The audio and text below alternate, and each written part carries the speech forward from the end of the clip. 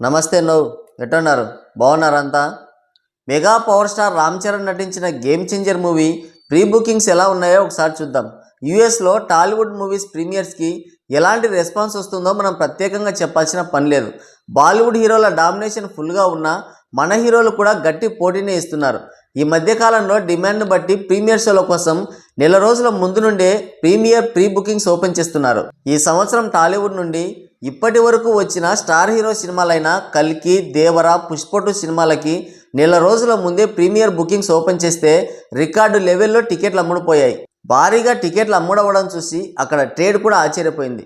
ఈ సంవత్సరం ప్రీ బుకింగ్స్లో అత్యధిక టికెట్లు అమ్ముడుపోయిన సినిమాల లిస్టు తీస్తే మొన్న రిలీజ్ అయిన పుష్ప2 మూవీకి 16 రోజుల ముందే, అంటే రిలీజ్కి ఇంకా 16 రోజుల సమయం ఉండగానే ప్రీ బుకింగ్స్ ఓపెన్ చేస్తే 34,700 టికెట్లు సోల్డ్ అయ్యాయి. ఈ సినిమాకి యూఎస్లో 844 లొకేషన్స్లో 3,233 ప్రీమియర్ షోలు పడ్డాయి.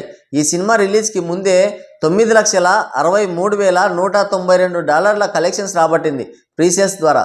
దీనికి ముందు రిలీజ్ అయిన దేవర మూవీ 16 రోజుల ముందుగానే అడ్వాన్స్ ప్రీ బుకింగ్స్ ద్వారా $1 మిలియన్ కలెక్ట్ చేసి సంచలనం సృష్టించింది. ఏకంగా 35,000 టికెట్లు సోల్డ్ అయ్యాయి. యూఎస్లో 376 లొకేషన్స్లో 1,121 ప్రీమియర్ షోలు పడ్డాయి. ఈ సినిమాకి అద్భుతమైన రెస్పాన్స్ వచ్చింది. ఎన్టీఆర్ కెరియర్లోనే ది బెస్ట్ రికార్డుగా మిగిలిపోయింది. ఇక దేవర కంటే ముందే రిలీజ్ అయిన ప్రభాస్ నటించిన కల్కి 2898 AD మూవీ 16 రోజుల ముందే అడ్వాన్స్ బుకింగ్స్ ద్వారా $7,394 కలెక్ట్ చేసింది. ఈ సినిమాని యూఎస్లో 337 లొకేషన్స్లో 1,394 ప్రీమియర్ షోలు పడ్డాయి.